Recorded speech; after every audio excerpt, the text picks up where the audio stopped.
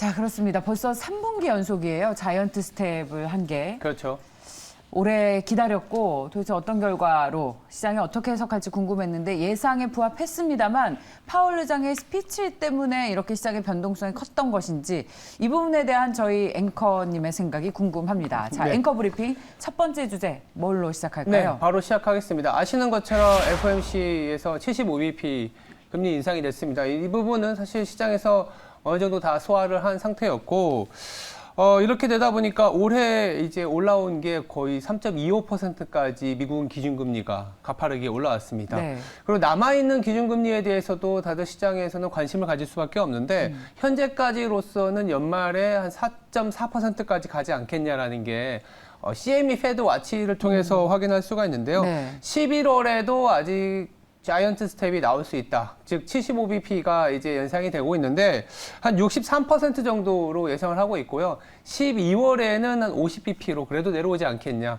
그래서 긴축의 강도는 어쩌면 9월 조금 주택 지표를 보고 가긴 하겠지만 11월까지도 자이언트 스텝은 있겠지만 12월부터는 좀 50bp 그리고 내년에 넘어가면 베이비 스텝으로의 전환을 현재는 시장은 예상을 하고 있는 상황입니다.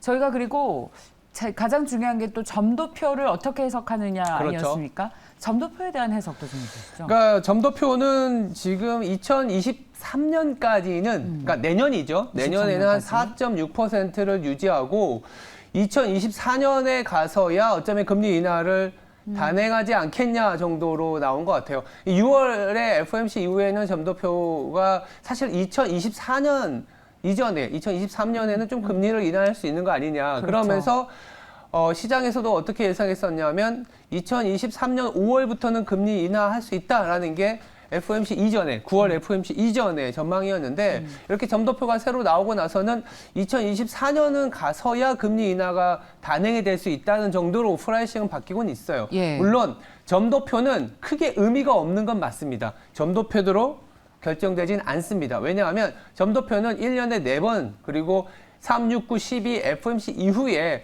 대략적인 어떤 점찍기에 불과하기 때문에 분기마다 경제지표가 바뀌게 되면 그때그때마다 연설을 통해서 그리고 그 중간에 FOMC를 통해서 연준의 의도가 변하기 때문에 뭐 크게 점수를 주는 건 아니지만 그래도 지금 가장 따끈따끈하게 나온 점도표로만 본다면 그렇죠.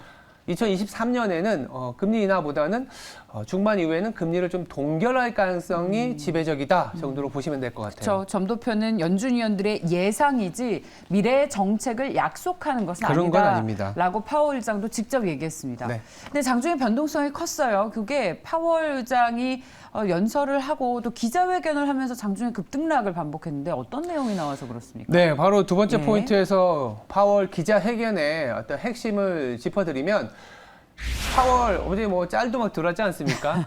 헬로 이렇게 하지는 않았고 그 사실은 연준 기자회견 그러니까 파월의 기자회견을 할 때는 그러니까 나스닥 기준으로는 1% 이상 급반등이 나왔어요. 어떤 내용 때문에 급반등이 나왔냐면 어느 순간부터는 인상 속도를 좀 둔화시킬 수 있다라는 부분이었습니다. 시장에서 딱 얘기를 하고 싶었던 부분이 이거죠.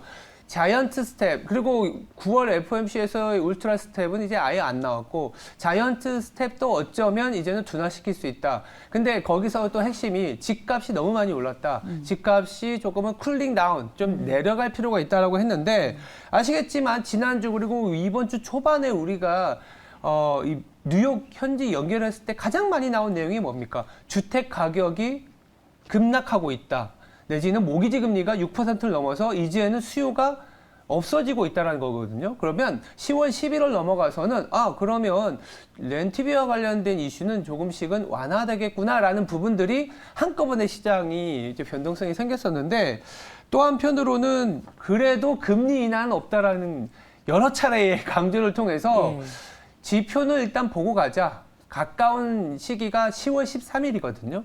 10월 13일에 9월 CPI에서 정말 집값에 대한 주거비가 완화될 수 있을지 봐야 되는데 한 달밖에 안 남은 상황이지 않습니까? 9월 FOMC 9월 초에 나왔던 물가의 충격이 한 달 만에 완화될 수 있을까라는 좀 고민이 있다 보니까 시장은 뭐 급등락의 변동성을 보였습니다. 기자회견 전까지 결과 나오고 나서 오히려 시장이 올랐어요. 맞아요. 근데 기자회견하고 기자들이 질의응답을 하니까 지수가 떨어지니까 굳이 기자회견을 해서 노이즈를 만드냐. 지난 잭슨 홀 때와 비교했을 때 뭐 크게 달라진 내용도 없는데. 사실 잭슨 홀 때 얘기한 부분 이상의 어떤 다른 내용은 없었습니다. 없었고 약간 단기 트레이딩이라고 보시면 될 것 같아요. 만약에 시청자분들이 네. 오늘 FOMC 끝나고 나서 나스닥을 비롯한 전체 지수가 다 마이너스 1.1% 이상의 급락을 보였기 때문에 앞으로도 안 좋을 수 있다는 생각을 하면 조금은 달리 생각할 게 그 이전에는요 다 올랐어요.